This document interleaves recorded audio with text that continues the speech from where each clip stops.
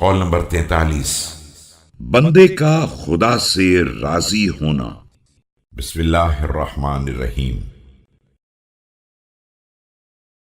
आप अलैहिस्सलाम ने खब्बाब बिनुल अर्त के बारे में फरमाया कि खुदा खब्बाब बिनुल अर्त पर रहम नाजिल करे। वो अपनी रग़बत से इस्लाम लाए, अपनी खुशी से हिजरत की और बक़द्र ज़रूरत सामान पर इक्तिफा किया, अल्लाह की मर्जी से राजी रहे और मुजाहिदाना जिंदगी गुजार दी।